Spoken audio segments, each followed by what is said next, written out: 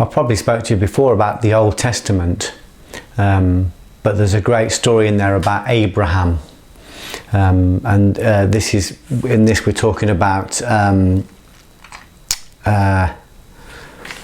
Excuse me while I look at my notes.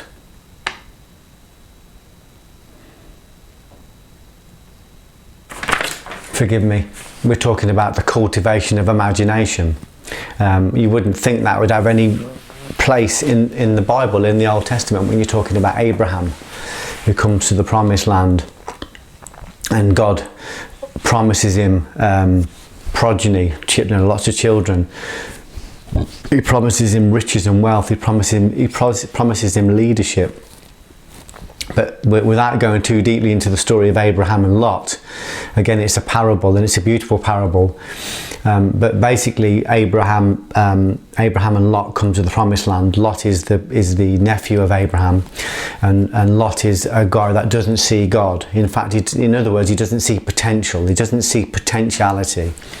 So he comes to the promised land, and Abraham recognises that in himself he does see God. He does see potentiality, and he recognises that he can't exist in the same place with Lot. So he says to Lot, you can have your choice of any of this land you want.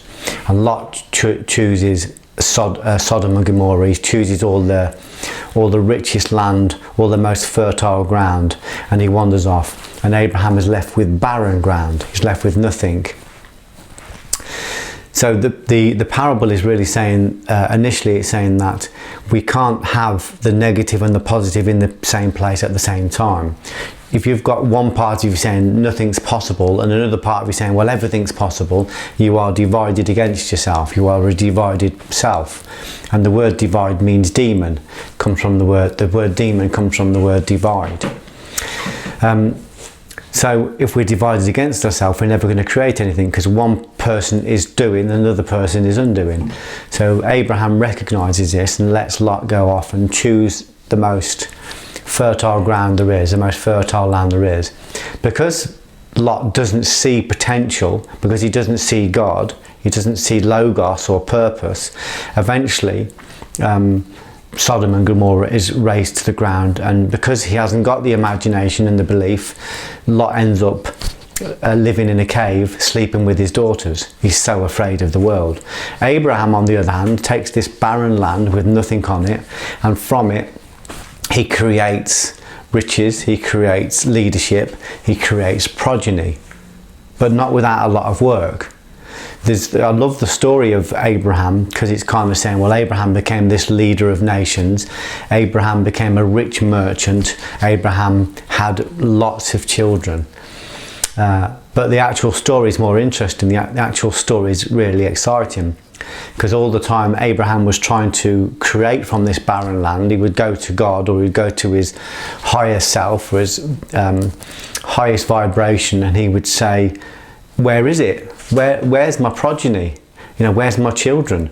Where's my riches? Where's my leadership? I don't see it. It's not there. And the message he kept getting back from God was, you got to do your part in this. You got to create and cultivate a powerful imagination. I'm giving you the energy, but you've got to build your beliefs, and you've got to cultivate your imagination, and you've got to see progeny. You've got to see riches, you've got to see leadership. You've got, not just that you've got to see it in other people, but you've got to see that it's possible for you. You've got to feel worthy of that. It's already yours. It's already there. It just needs to be created with your imagination. And that's the part that excited me. Your imagination needs to be cultivated. You need to farm your imagination. You need to put it to work. You need to sit down and see the things you want to see. So God said to him, this is what you're going to have. You're going to have lots of children. You're going to have riches. You're going to have leadership. So that's his divine instruction. That's what he follows. But his part of it is to use his imagination to create that. So he takes his seminal energy, he takes his soul energy, he takes his essential energy, and he filters it through a very powerful imagination, and he creates in the manifest world. Abraham did exactly the opposite. Abraham took his unrestrained imagination and his lack of belief, and he took riches and land and progeny and destroyed all of it. He destroyed it all with the same process reversed. Isn't that amazing? So I love the fact that Abraham was a man as well. He was a real person. He was like, fucking hell, you know, where is my riches? You keep promising me riches. Where is it? Fucking hell, where is my, you know, fertile ground? Where is my children? Where's my leadership? He says, my wife's 80. My wife Sarah's 80. She is not going to have children. It's too late for her to have children. And even his wife, Sarah, was saying to him, listen, you know, you're having conversations with God, but it's not happening. It's not working. You're not getting the results. I'm not going to have children. I'm over 80. How am I going to have children? People mocked Abraham. And so Abraham would go back to God and he would say, where's my progeny? Where's my riches? Where's my leadership? And he would get the same message back from his intuition, his instruction. Do the work, do the work, do the work. I said to an actor recently, and we were talking about a play, and he was saying, I'm not getting it. Why am I not getting it? Why is it not coming out? I said, you haven't learned the lines. Learn the lines. The first thing, learn the lines, do the work.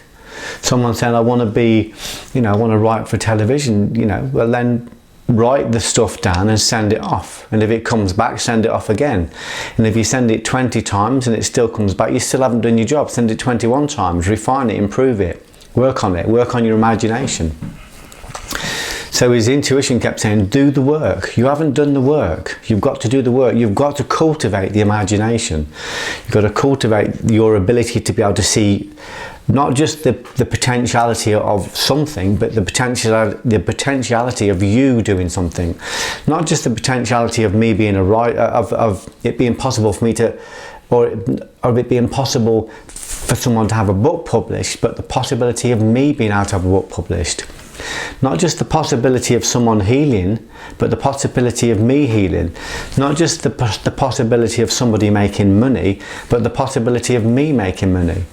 So if we start to cultivate our imagination and we start to see progeny, or we start to see riches or leadership, and as we try to imagine it, we feel blocks and we think, oh, well, I'm not worthy, or I'm not worth it, or it's not for the likes of me. They're the blocks that we need to clean and dissolve and break down, and we do that by disproving them, by looking at them and saying, well, of course it's possible. The first time I won a BAFTA, I remember being nominated and sitting in meditation and trying to go to the BAFTAs in my mind, and I tried to see myself win one. And when I picked it up every time I went to pick the BAFTA up in my imagination, when I was cultivating my imagination, this voice kept saying, oh, not you, you're not good enough, don't be greedy, you know, don't get above yourself. All those old scripts, all those old voices, you know, someone else deserves it more. You know, what's the matter with you? Why can't you be grateful? You've made a good film, you've been nominated. And I just couldn't see myself winning it, and I didn't win it. And then the next year, when we were nominated again, I sat down in my meditation, I cultivated my meditation, I created a tunnel, and I saw the BAFTA, and those voices tried to come in and say, you're not worth it, and I pushed them out. I said, we deserve this, we've worked for this, we've earned this, and we're going to honour this, we're going to do something with this, we're going to go out and serve with this key. I knew at that moment unequivocally that anything was possible. I knew it was possible to create anything. If I could create that alignment and that strong imagination, I could create anything. And to be honest, for a while it created a dissonance, it created a confusion. I thought, I didn't understand, what does that mean? I can create anything, and then if I can create anything, what's the point of anything? I didn't understand. And I stopped doing that exercise for a long time. And then later on I realised the importance of what I was doing, the importance of storytelling, the importance of imagination, the importance of enjoying reality by changing our stories to better stories. And I started to practice it more and more. In fact, when we went to the BAFTAs the second time, me and Sharon went to Leicester Square. Sharon said, this is where the cameras will be, this is where the red carpet will be, this is where the crowd will be, this is where we will walk out with our BAFTA. I went through the whole imagination, I went through the whole cultivation of imagination. But that takes a lot of energy to cultivate the imagination. But I like the fact that Abraham kept going back and said, so where is it? Where is it? I'm not seeing it. What am I doing wrong? And his message was, cultivate the imagination. Cultivate it, see it. And eventually his wife had a baby after the age of 80. And he had lots of children with his next wife because his wife died. And he had leadership and he had wealth. And the parable is, nothing is impossible if you can cultivate the imagination. Nothing is impossible. We create our reality, we maintain our reality, we dissolve our reality. We do that through our seminal energy, but we have to play our part. If our imagination says it's not possible, it's us and them, the doors are locked to me, then that's exactly what we're going to create. We have to create the opposite. It's possible, and I'm going to do the work, and I'm going to cultivate the imagination. And once I've created it, I'm going to maintain it. And if I don't want it anymore, I'll let it dissolve back into the ether and make a different shape. Cultivate the imagination, do the work.